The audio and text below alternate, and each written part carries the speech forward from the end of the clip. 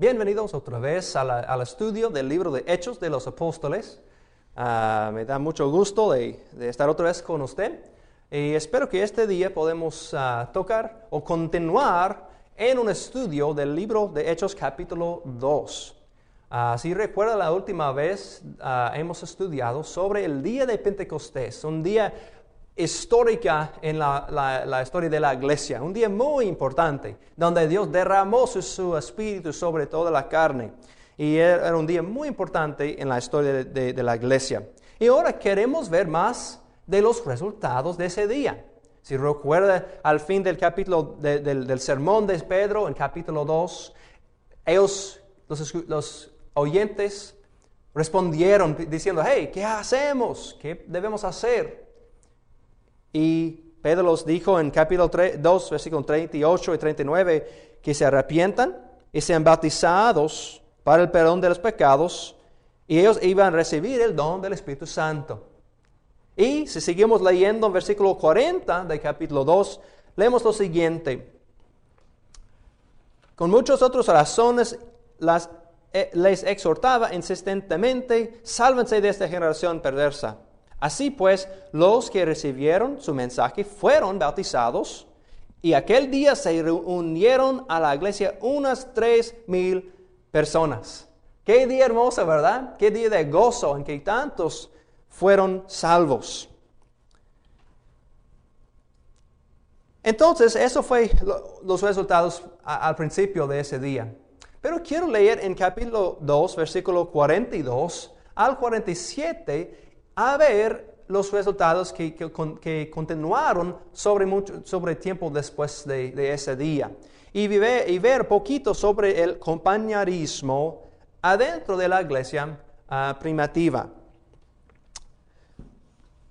Entonces, vamos a ver en versículo 42, que es solamente un resumen de lo que ellos hacían regularmente. Y vamos a ver esos resúmenes a vez en cuando en el libro de Hechos. Capítulo 6, vamos a verlo también otra vez más adelante. Cuando él resume, más o menos eso es lo que pasaba en ese entonces. Voy a leer en versículo 42. Dice, se mantenían firmes en las enseñanzas de los apóstoles, en la comunión, en el partimiento del pan y en la oración. Y yo creo que esas 4 cosas son muy, muy importantes. Primeramente, ellos continuaron y perseveraron en las enseñanzas de los apóstoles.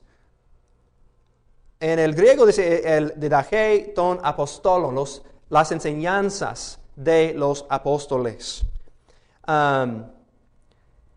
Y antes de que seguimos, yo quiero animarles a hacer algo. En caso que tal vez usted es un creyente nuevo, tal vez fue recientemente bautizado, como esos aquí en Hechos capítulo 2, yo creo que será algo muy importante estudiar esos 4 que vamos a tocar hoy. Yo creo que va a ayudarle mucho en su crecimiento. O si en el caso que tú eres un ministro que está enseñando a otros, yo quiero animarles a incluir estas 4 cosas en tus enseñanzas a creyentes nuevos. Porque yo creo que es un momento muy importante que gente, cuando están entrando, de escuchar de esas 4 cosas y aprender cómo enfocarse en esos 4. Porque son cosas básicas, cosas muy importantes a la vida cristiana. Bueno, entonces regresando otra vez a los 4 específicamente. Número 1, las enseñanzas de los apóstoles. Ellos, los apóstoles, estaban ahí en vivo. Ellos podían escucharles, podían oír exactamente lo que han oído directamente de la boca de Jesucristo. Y están relatando a lo mejor el sermón del monte a los nuevos cristianos. Tal vez estaban hablando de ejemplos, lo que nosotros tenemos escrito en los evangelios. En ese entonces era simplemente oral. No había escrito en ese momento los libros de Mateo, Marcos, Lucas y Juan, sino los apóstoles estaban dando oralmente lo que nosotros tenemos escrito. Ellos compartieron lo que quería Jesús sobre todas sus enseñanzas, todos sus hechos. y la pasión, el sufrimiento. Muchos han visto eso personalmente también, han experimentado personalmente también lo que había sucedido. Pero los creyentes siguieron en las enseñanzas de los apóstoles. También nosotros debemos hacer lo mismo, yo creo. Estamos perseverando en la palabra de Dios. Estamos enfocando nuestro tiempo, energía, en enfocar en lo que tiene Dios para nosotros en la palabra. Sería muy importante para nuestro crecimiento, yo creo. Bueno, número 2, en versículo 42, menciona que ellos mantienen firmes en la comunión. La comunión en este texto es la palabra la koinonia, y se oye a vez en cuando es la koinonia, es decir, la comunión es simplemente ese concepto de comunión, no necesariamente en la cena del Señor o el Eucaristo como lo llaman a vez en cuando, pero yo creo en este texto está refiriendo más simplemente al tiempo pasado juntos. Yo sé que como hay varios dichos en inglés, en español, en otros idiomas, que hablan que gente con semejantes se juntan. Yo sé que uno que me había gustado, dime con quién andas y qué, y te diré quién eres. Entonces, de cierta manera, es verdad que cuando estamos con otra gente, naturalmente juntamos con otros semejantes a nosotros. Y en ese caso aquí. Entonces ellos aquí tenían mucho en común. Tenían el mismo rey principalmente. Tenían el mismo Mesías, vida nueva, creencias y aún bienes que vamos a ver que ellos tenían en común más adelante. Mira conmigo, voy a leer el resto de este texto en capítulo 2 de Hechos. Dice en versículo 43, y sigue conmigo leyendo, por favor. Dice, todos estaban asombrados por los muchos prodigios y señales que realizaban los apóstoles. Todos los creyentes estaban juntos y tenían todo en común. Vendían sus propiedades y posesiones y compartían sus bienes entre sí según la necesidad de cada uno. No dejaban de reunirse en el templo ni un solo día. De casa en casa partían el pan y compartían la comida con alegría y generosidad, alabando a Dios y disfrutando de la estimación general del pueblo. Y cada día el Señor añadía al grupo los que iban siendo salvos. Bueno, entonces yo creo de esa manera demuestra cómo ellos compartían la vida. Compartían el pan juntos. Comieron juntos. Ellos compartieron sus bienes, su tiempo. Ellos alababan al Señor juntos. Entonces ellos tenían mucho en común.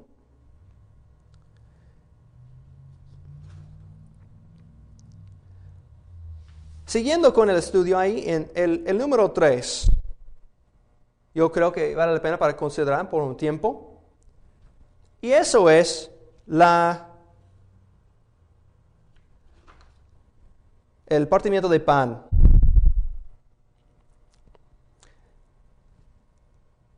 Yo creo que en ese caso, porque debido al hecho que está hablando en términos de relación con las enseñanzas de los apóstoles y con la comunión. Yo creo en ese caso, este partimiento de pan refiere sí a la cena del Señor. Y si quiere estudiar en el libro de Mateo, capítulo 26, cuando fue instituido por el Señor Jesús con sus discípulos en la noche que Él fue traicionado, hay un estudio muy interesante en ese texto que demuestra cómo lo hizo Jesús en esa noche.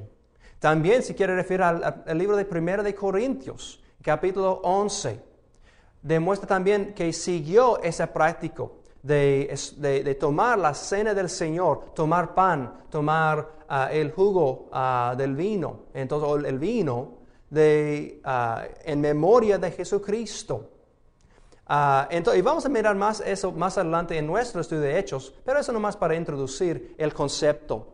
Entonces fue algo para los primeros creyentes muy importantes. El cuarto cosa que debemos también enfocarnos es la oración.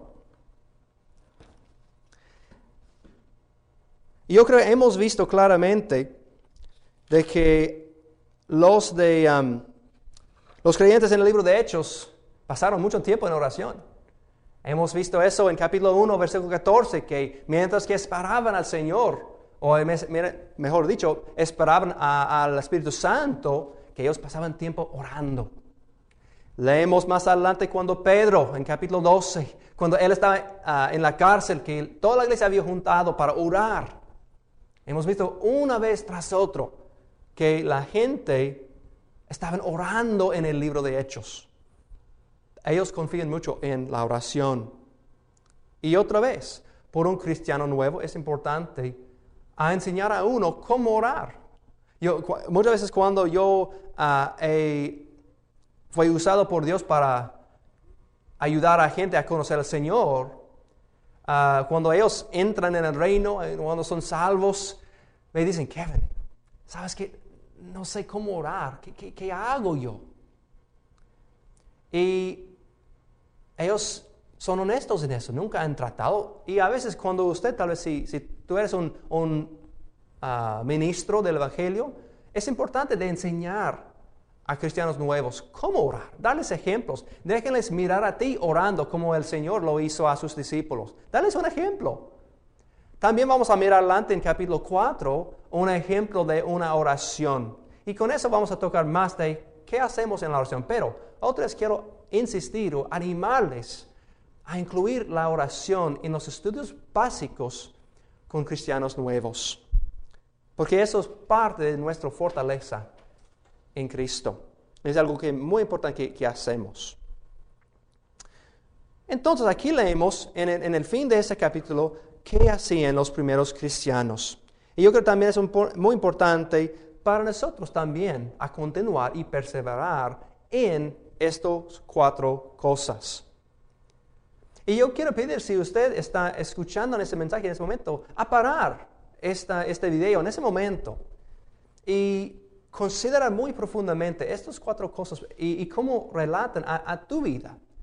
Si es algo que tú haces regularmente, si esas 4 cosas son importantes para ti. Entonces yo voy a pedir si para el video en ese momento, si estás escuchando.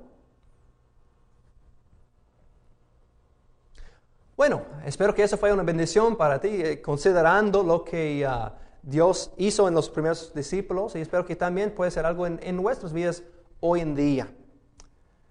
Entonces, siguiendo con el texto, quiero mirar a la vida cotidiana de los cristianos. Y eso es realmente semejante de lo que empezamos con en versículo 42. Pero yo quiero enumerar claramente lo que hacían ellos. Hay 6 cosas mencionadas en este texto, empezando en versículo 43 y adelante, que son importantes para nosotros también, yo creo. Dice, por ejemplo, 1, los apóstoles siguieron haciendo milagros, maravillas y señales. Y eso va a ser algo que nota tal vez en el resto del libro de Hechos, que Lucas menciona específicamente que los apóstoles siguieron haciendo eso. Entonces es algo que ellos fueron notables. Ellos fueron el enfoque de esos milagros y esos señales. Número 2. Todos los cristianos compartieron los bienes y tenían en común todas las cosas. Y vamos a ver eso otra vez más adelante en un ejemplo con Bernabé en capítulo 4 más adelante en el estudio. Número 3, iban al templo cada día para orar y adorar al Señor. Qué maravilla, ¿verdad? Qué bonito que ellos siguieron alabando al Señor por su generosidad, por su amor, por la salvación que ellos ya tenían, por mandar su Mesías. Ellos siguieron con la adoración juntos. Número 4, algo muy simple. Ellos comían juntos. Y hermanos, yo de mi parte he visto que pasando tiempo con hermanos, alrededor de una mesa, aunque suene muy sencillo, es una manera para ayudar al compañerismo, aún mejor que lo que vemos adentro de un edificio de la iglesia, por ejemplo. Nos conocemos, saludamos, pero algo pasa diferente cuando estamos sentados platicando sobre una comida. Y ellos sabían eso también, fue algo muy común. Ellos pasaron tiempo comiendo juntos, partiendo el pan diaria, cotidiana. Número 5, ellos tenían favor con el pueblo. Fueron respetados por el pueblo. Tenían favor con el pueblo otra vez. Que ellos fueron respetados. Y todavía el resto del pueblo de Israel estaban tratando de decir, ¿quién eres? ¿Quiénes son estos? Son diferentes, pero wow, ellos son diferentes. Y esos apóstoles están haciendo milagros y fueron respetados por el pueblo de Israel. Hablando de los que no fueron creyentes. El pueblo en este caso refiere a los otros judíos no creyentes. Finalmente, número 6, y eso es lo bonito. Dios añadió a su número a los que habían de ser salvos. Qué maravilloso, ¿verdad? Qué cosa tan bonito que Dios diariamente está añadiendo gente a su grupo de los que son salvos. Bueno, entonces si pueden mirar en la pantalla conmigo un momento, vamos a continuar en el capítulo 3, pero quiero darles otra vez una vista de a dónde vamos. Siempre me gustan mucho las mapas para saber a dónde vamos en el estudio. Y si recuerden, hemos mirado en Hechos, capítulo 1, versículo 8, que Él nos hizo el bosquejo de van a ser testigos, los apóstoles iban a ser testigos en Jerusalén, en Judea y Samaria y finalmente a los confines de la tierra. Todavía estamos en la sección 1, Jerusalén. Y adentro de ese tiempo en Jerusalén había el tiempo de preparación en capítulo 1, Pentecostés en capítulo 2, y ahora vamos al tercer punto ahí, que es la sanación, el sermón y la Sanedrín. Y eso cubre capítulo 3 y 4, y va a ser importante. Continuando en el PowerPoint, quiero darle también una idea de lo que vamos a estudiar durante esta sección de capítulo 3 y 4. En capítulo 3, versículo 1 a 10, es la sanación en el nombre de Jesús.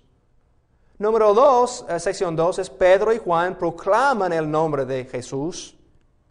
En el principio del capítulo 4, es el Sanedrín es ofendido por el nombre de Jesús. En el fin del capítulo 4 es la oración de los creyentes. Y también en capítulo 4, versículo 32 y adelante, los discípulos comparten los bienes. Y otra vez vemos el mismo lo que hemos estudiado apenas en el fin del capítulo 2. Bueno, y si no agarró todo esto, vamos a mirarlo mientras que estamos estudiando durante esta sección también. Bueno, empiezo con capítulo 3. Vamos a ver que había pasado unos días y dice en el capítulo 3,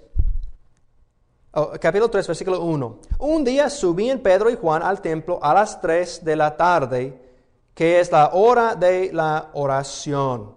Y quiero parar un momento. Aquí en la pantalla tengo un apunto. La hora de oración. Tal vez su traducción tiene la tercera hora, algo así. Unos traducción tiene eso. Literalmente es la hora novena. Pero para entender el sistema judío ellos empiezan su día a las 6 de la mañana. Entonces, si contamos, el primer es 7, 8, 9. Entonces, la hora novena es a las... perdón, estoy equivocado. Empiezan a las 7 de la mañana, pero la hora novena sería a las 3 de la tarde. Entonces, eso nos ayuda si usted usa la traducción que dice la hora novena. Es, en otras palabras, a las 3 de la tarde. Y es la hora de orar. Entonces, los judíos tenían la práctica de orar básicamente 2 o 3 veces por día. Depende con quién lee y qué tiempo en la historia de los judíos. Por ejemplo, fue establecido a las 9 de la mañana, eso fue establecido claramente, a las 3 de la tarde, como está sucediendo aquí en nuestro texto, y hay poco de discusión sobre si había otro tiempo al puesto del sol o al mediodía. Es posible que debido de donde está leyendo en la historia de los judíos, si cuando sucedió la tercera vez. Bueno, siguiendo con nuestro texto,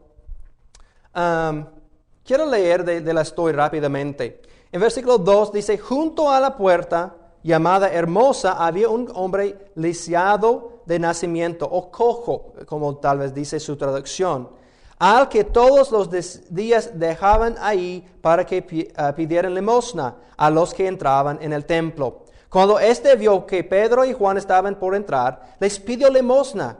Pedro con Juan, mirándolo fijamente, le dijo, míranos. El hombre fijó en ellos la mirada, esperando recibir algo. No tengo plata ni oro, declaró Pedro, pero lo que tengo te doy. En el nombre de Jesucristo de Nazaret, levántate y anda. Y tomándolo por la mano derecha, lo levantó. Al instante los pies y los tobillos del hombre cobraron fuerza. De un salto se puso en pie y comenzó a caminar. Luego entró con ellos en el templo, con sus propios pies, saltando y alabando a Dios. ¡Wow! ¡Qué historia maravillosa!, ¿verdad, hermanos? Cuando Pedro y Pablo sanaron a este señor. Quiero hablar un poquito sobre en versículo 2, el cojo de nacimiento. Mientras que hemos mirado a la historia, ¿por qué está mencionado eso? Cojo de nacimiento. Importante es, yo creo que Lucas está tratando de establecer que es un milagro genuino. Okay. Es un milagro genuino. A vez en cuando se oye de gente que son sanados, pero cuando hablas, por ejemplo, con ellos más tarde, regresa ese mismo problema. O tal vez dura 30 años para curar. O tal vez era algo adentro de la mente. A veces gente son sanados de cosas que solamente son cosas adentro de la mente. Y otra vez, claro, hay cosas que son físicamente problemas con el cerebro que causa problemas, pero también hay cosas psicológicas que pueden ser curadas. Pero en ese caso, Lucas está tratando de establecer, hey, eso fue un milagro genuino. Ese señor ha sido cojo toda su vida, por unos 40 años. Y note lo que él nos dice. En versículo 2, ellos lo ponían cada día en la puerta. Entonces fue muy conocido como cojo. Había muchos testigos que este señor fue cojo. Número 2 también, los alrededor reconocieron que no fue un truco. Los judíos normales que pasaban cada día al templo, hey, ellos sabían que no fue un truco lo que está sucediendo, sino que honestamente este señor fue cojo, pero ahora ya no es. Número 3, aun los líderes, los enemigos a los apóstoles en ese entonces, notaron y no podían negar el milagro. En capítulo 4, versículo 16, ellos dijeron, hey, tenemos que aceptar. Ese fue un milagro maravilloso y no podemos negarlo. Y finalmente, probablemente los demás lo habían visto los últimos 40 años pidiendo limosnas. Entonces, Lucas está estableciendo claramente que este señor fue cojo y que después de ese momento no fue cojo, para establecer que eso fue un milagro genuino, sin duda. Bueno, otra cosita en este texto que quiero tal vez tocar rápidamente para darnos un poco de la historia, el contexto histórico. Sobre el versículo 2 menciona las limosnas. El capítulo 3, versículo 2 menciona, está pidiendo limosnas. Los rabís enseñaban que había 3 pilares de la fe del judaísmo en ese entonces. Uno es el Torah, que es decir, la ley. Número 2, la adoración, que es lo que están haciendo en la oración, etcétera, que ellos fueron al templo para adorar. Pero también la bondad, es decir, dar limosnas. Y si quiere estudiar eso más profundamente, está en la Mishnah. La Mishnah es una colección de cosas escritas por rabís comentando y opinando sobre los textos bíblicos o la vida en general de los judíos. Si oye de la Mishnah, está hablando a cosas escritas por rabís sobre el texto del Antiguo Testamento o también opinando sobre cosas espirituales. Pero en la Mishnah, en lo que se llama el Pirkei Avot, en capítulo 1, versículo 2, menciona estos 3 pilares. Bueno, siguiendo en el texto, notamos otra cosa histórica. Es lo que se llama la puerta llamada la Hermosa.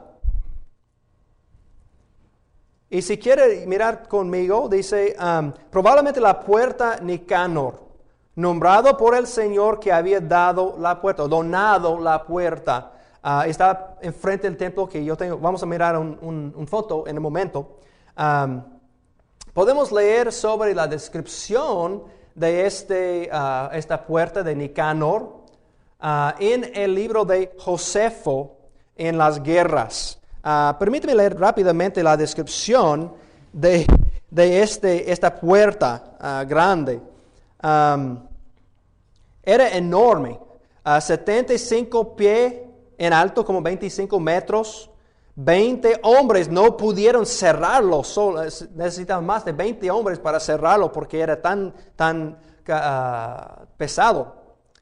Y considerado superior a los otros 10 puertas alrededor del templo. Entonces era algo notable, seguramente. Pero antes de que seguimos y miramos a las fotos, una palabrita sobre este señor Josefo. En caso que no ha leído de él, era un hombre viviendo al fin del primer siglo, en los 70s específicamente. Josefo era judío, que fue al lado de los romanos durante la guerra, cuando fue destruida la ciudad de Jerusalén. Y Josefo escribió unas historias alrededor de la vida de los judíos y también la historia del Antiguo Testamento en sus propias palabras. Hay varias cosas que él escribió, pero principalmente los 2 más conocidos son las antigüedades de los judíos y también las guerras de los judíos. Y siquiera yo puse en los apuntes un libro por un señor Paul Meyer, que es Josefo, las obras esenciales. Y eso tiene en español, si quiere mencionar, estudiarlo más profundamente. Entonces, cuando yo refiero más adelante en nuestro estudio a Josefo, estoy refiriendo a ese señor, que escribió estas historias, y son útiles para los que están estudiando la Biblia en el sentido que nos da información histórica, y son por esa manera muy, muy útil. Bueno, entonces aquí puede mirar en las guerras capítulo 5, en sección 201. Y otros que están mencionados allá que puede apuntar también. Bueno, siguiendo con nuestro estudio, unas fotos rápidamente sobre esta puerta de Nicanor o la puerta hermosa, que yo creo es la puerta hermosa. En foto número 1, en la mano izquierda, es un modelo de Jerusalén del primer siglo. Si notan en la parte de atrás hay una persona caminando enorme. No es un gigante, sino es un modelo nada más. No es el gigante mencionado en Génesis 6, por ejemplo, no. Es un modelo que existe hoy en día en Jerusalén. Y esta flecha, estamos mirando a la parte atrás del templo. Y en foto número 2 es el otro lado, si estamos mirando del frente del templo en Jerusalén.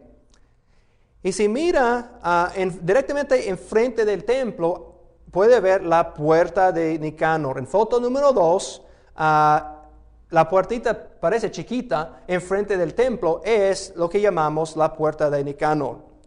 Y en la siguiente parte tenemos algo más cerquita para que se vea mejor y más fácilmente la puerta de Nicanor. Y se puede ver, es bien bonito, era maravillosa, era hermosa.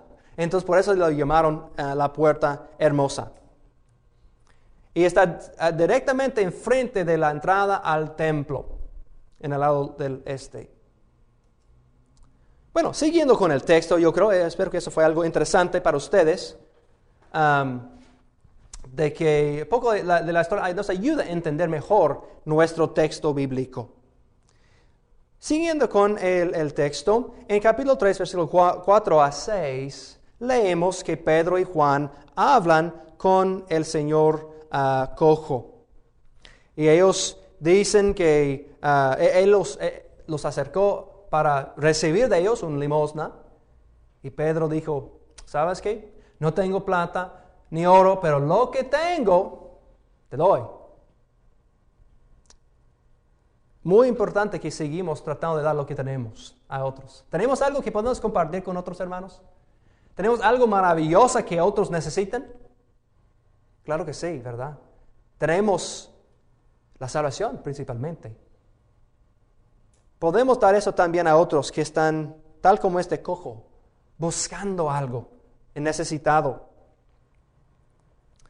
Entonces, Pedro lo dijo, no tengo eso, pero lo que tengo te doy. En el nombre de Jesucristo de Nazaret, levante, sea sanado. Entonces, eso es lo que sucedió.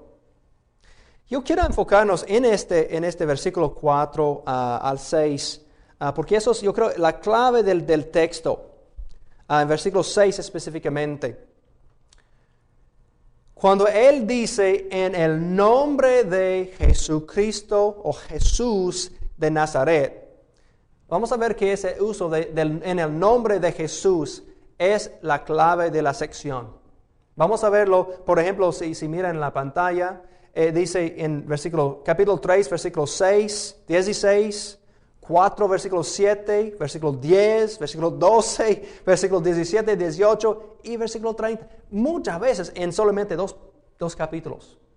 Una vez tras otra está mencionado en el nombre de Jesucristo. Y eso es la clave de la sección, yo creo. Y realmente es algo muy importante en todo el estudio del libro de Hechos.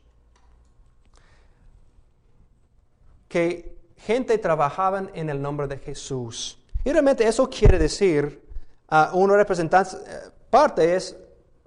la presencia de Jesús trabajando por sus servidores, los apóstoles.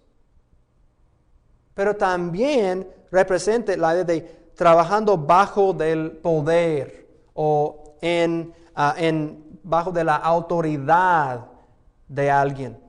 En ese caso, Jesucristo. Tal, por ejemplo, cuando alguien trabaja en el nombre del rey, por ejemplo, si alguien conquista una sección de tierra nueva, lo hacen en el nombre del rey Carlos V, lo que sea. Es la idea de que trabajar en nombre de alguien es trabajar por la autoridad de alguien. Entonces, vemos muchas veces en esta sección cómo está mencionado eso. Y vamos a verlo claramente durante que estudiamos esta sección. Bueno, como leímos en versículos 7 a 10, el hombre se levantó, saltaba y empezaba a adorar y glorificar a Dios. ¿Y por qué no? Qué gozo que él tenía a lo mejor.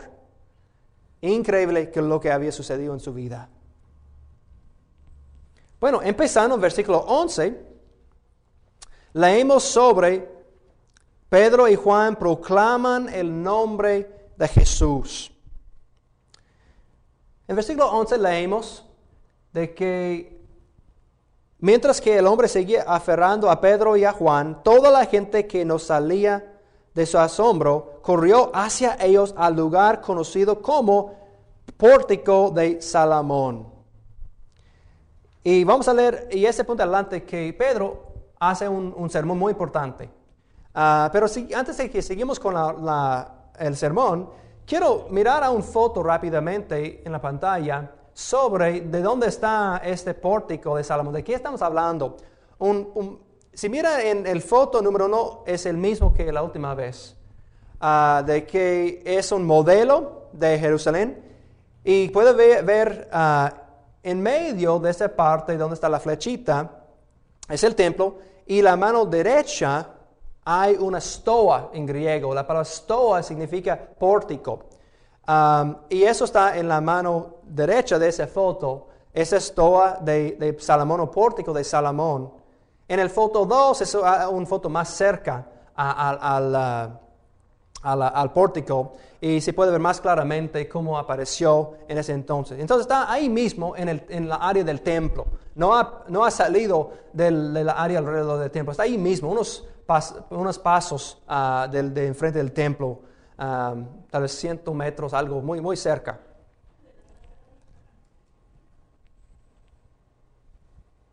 Entonces, siguiendo hablando de eso, si quieres estudiarlo más profundamente, puedes mirar en Josefo, en las antigüedades, en capítulo 15, en secciones 391 y adelante, y otras partes que están en los apuntes. Pero también el pórtico de Salomón era un lugar muy común que Jesús enseñaba. Si mira en Juan capítulo 10, versículo 23, menciona que Jesús andaba enseñando en ese mismo lugar, ahí en el templo. Y él enseñaba ahí regularmente. Y después de este día, en capítulo 5 de Hechos, el versículo 12, menciona que era un lugar muy común que ellos se reunieron, los cristianos, los creyentes. Era un lugar muy usado por los seguidores de Jesús durante la vida de Jesús y aún después. Entonces el pórtico de Salomón era un lugar muy, muy común por los que están ahí en Jerusalén, creyentes. Bueno, siguiendo en versículo 12 del texto, vamos a hablar más de lo que sucedió. Pedro empieza a hablar y dice en versículo 12, al ver esto, hablando de que el Señor fue sanado, Pedro dice, pueblo de Israel, ¿por qué les sorprende lo que ha pasado? Porque nos miran como si por nuestro propio poder o virtud hubiéramos hecho caminar a este hombre. El Dios de Abraham, de Isaac, de Jacob, el Dios de nuestros antepasados, ha glorificado a su siervo Jesús. Ustedes lo entregaron y lo rechazaron ante Pilato, aunque éste había decidido soltarlo. Rechazaron el santo y justo y pidieron que se indultara a un asesino. Mataron al autor de la vida, pero Dios lo levantó de entre los muertos. Y de eso nosotros somos testigos. Por la fe en el nombre de Jesús, Él ha restablecido a este hombre a quien ustedes ven y conocen. Esta fe que viene por medio de Jesús lo ha sanado por completo, como les consta a ustedes. Y él sigue hablando, pero quiero parar un momento para mencionar unas cositas. Versículo 12. Él dice, por nuestro propio poder o virtud, hubiéramos hecho caminar a este hombre. Y Pedro dice, hey, no es de medio de nosotros, no somos la fuente del poder, somos nadie, sino que Dios lo hizo. Y él dio crédito a quien merece el crédito, a Dios, trabajando por medio de su siervo Jesús. Una pregunta, una aplicación para nosotros. ¿Nosotros estamos dando crédito a Dios cuando hacemos algo en la vida? ¿Cuando Dios trabaja por medio de nosotros? ¿Damos gloria al Señor por maneras en que Dios con su poder hace cosas por medio de nosotros? Espero que sí.